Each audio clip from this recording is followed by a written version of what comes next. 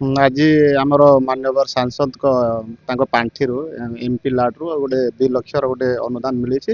ସେଥିରେ ଆପଣଙ୍କର ଥଣ୍ଡା ପାନୀୟ ଜଳ ପାଇଁ ବ୍ୟବସ୍ଥା କରାଯାଉଛି। ଆଉ ଖରା ଦିନ ପାଇଁ ଏଇଟା ବହୁତ ଜରୁରୀ ବି ଥିଲା। ମୁଁ ସାଂସଦ ମହୋଦୟଙ୍କୁ ବି ବହୁତ ଧନ୍ୟବାଦ ଦେଉଛି। ପ୍ଲସ୍ ଆମର ଯେଉଁମାନେ ଅଛନ୍ତି କର୍ମୀମାନେ ଯେଉଁମାନେ ଏଥିରେ ପାର୍ଟିସିପେଟ୍ କରିଛନ୍ତି କିମ୍ବା ଏଇ ପ୍ରୋଗ୍ରାମକୁ କରିଛନ୍ତି ତାଙ୍କୁ ବି ବହୁତ ସାଧୁବାଦ ଦେଉଛି। ବହୁତ ସୁନ୍ଦର ହେଇଛି ପ୍ରୋଗ୍ରାମଟା। ଆଉ ମୁଁ ଆଶା କରିବି ସମସ୍ତେ ପାନୀୟ ଜଳ ଯେଉଁଟା ଅଛି ତାର ସୁବିଧା ନେଇପାରିବେ। ଆଉ ଲୋକଙ୍କ ପାଇଁ ଏଇଟା ଗୋଟେ ବହୁତ ବଡ଼ ଜିନିଷ। ଆଜିକାଲି ଥଣ୍ଡା ପାନୀୟ ଜଳ ମାନେ ଯୋଉଟା ଆମର ସଫା ପାଣି ମିଳିବାଟା ଟିକେ କଷ୍ଟ ହେଉଛି। ତ ସେମାନେ ଯେଉଁମାନେ ଅଛନ୍ତି ଏ ରାସ୍ତାରେ ଯିବା ଆସିବା କରୁଛନ୍ତି ତାଙ୍କର ଭଲ ସୁଯୋଗ ଅଛି। ସେମାନେ ଆରାମସେ ଏଇ ପାଣିକୁ ବ୍ୟବହାର କରିପାରିବେ। ମାନ୍ୟବର ସାଂସଦ ତାଙ୍କ ପାଣ୍ଠିରୁ 2 ଲକ୍ଷ ଟଙ୍କା ଦେଇଥିଲେ ଆନନ୍ଦପୁରରେ ମାନେ ସ୍ୱଚ୍ଛ ପାଣି ଥଣ୍ଡା ପାଣି ଦେବା ପାଇଁ ବସଷ୍ଟାଣ୍ଡରେ ଗୋଟେ ଆଉ ଏଇଠି ଗୋଟେ ଦେଇଥିଲେ।